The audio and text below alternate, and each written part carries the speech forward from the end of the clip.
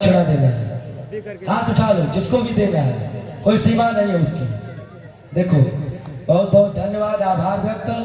देखो मुझे धन दौलत नहीं चाहिए। यदि मैं अपने पूर्वजों की दी हुई संपत्ति का सुख भोग करके सुखी नहीं रह सकता तो किसी के द्वारा दिए हुए धन से मैं सुखी कदापि नहीं हो सकता। लेकिन मेरी माताओं, मेरी बहनों, भाई बंधुओं, आपसे मेरा एक ही निवेदन है, यही मेरी दक्षिणा है कि कहीं भी कथा होगी, 1 मिनट, आधा घंटा, 10 मिनट आप सभी जरूर जाना, कथा को जरूर श्रवण करना।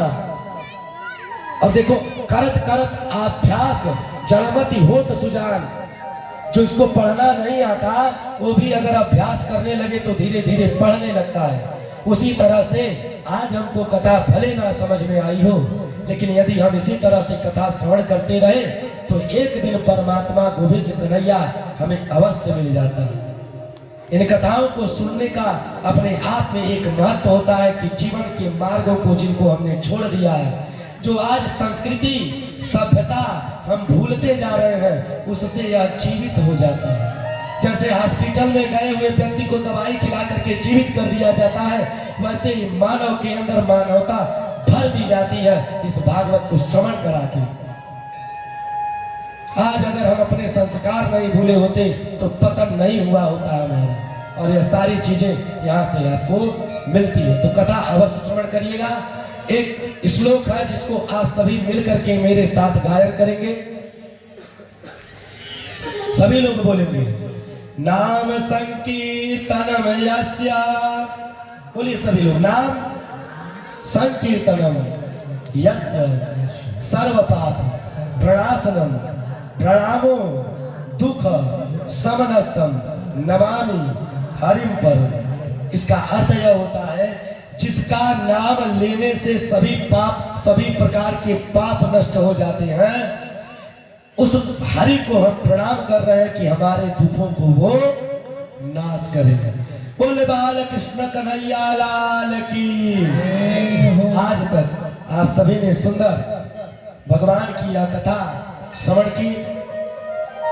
मैं आप सभी के चरण कमलों में एवं एक ही स्वर में, एक ही बार में, दूर दराज तक ध्वनि प्रसारण यंत्र के माध्यम से जहां तक मेरी आवाज जा रही है, आप सभी धर्मानुरागी सज्जनों को सीता, सावित्री, गीता, गायत्री, माँ पराम्बा, जगदम्बा, माँ सती, अनुसुईया के चरित्रों को चरितार्थ करने वाली भक्तिमयी माताओं एवं बहनों को, भाई बंधुओं को, नन्हे मुन्ने छोटे छोटे बाल गोपाल को, आप सभी से मैं एक निवेदन करता हूं कि आज विगत 9 दिन से 8 दिन से हम सभी आपके गांव में रहे। आप सभी ने सुंदर प्रेम हमको दिया। आप सभी अपने जीवन का अमूल्य समय निकाल करके मेरे पास आई, कथा पांडाल में बैठ करके आप सभी ने मुझे सुना।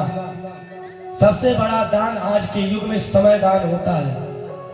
अरे दोस्त, एक दोस्त होता है ना, आप सभी जानते ही होंगे कि सांप डसे तो दोस्त बचाए, पर दोस्त डसे तो कौन बचाए। आजकल के दोस्त, बहुत सारे दोस्त हैं, अच्छे भी हैं, और एकाध की तो भाई मति भ्रांत तो होगी ही होगी। कह दिया कि मित्र तू चिंता ना कर, तेरे साथ मैं खड़ा हूं, जो होगा देख लूंगा। और जब समय आया तो अपने पहले भाग लिया।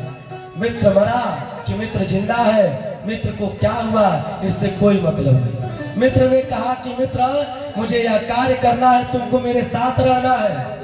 पहले तो मित्र ने कहा कि मैं जरूर रहूंगा, जरूर आऊंगा, लेकिन अब जब समय आया तो 1 घंटे पहले मित्र ने कहा कि मेरे बस की बात नहीं है भैया, तू किसी और को देख ले। ऐसे ऐसे मित्र भी जीवन में आ जाते हैं। तो हमारे जो यज्ञ मंडप में उपस्थित हमारे आचार्य गणों के साथ वैदिक विद्वान हैं, मंच पर मंचासीन हमारे कलाकार बंधु हैं, इनके द्वारा, इनकी वाणी के द्वारा, इनके कर्मों के द्वारा यदि आप सभी को किसी भी प्रकार का ठेस लगा होगा या कोई बात हम लोगों की आप सभी को अटपटी लगी होगी, तो जैसे अपने बच्चों के बातों का आप सभी ध्यान नहीं रखते हो, भूल जाते हो, उसी तरह से अपना बच्चा मान करके इन सभी बातों को भूल जाना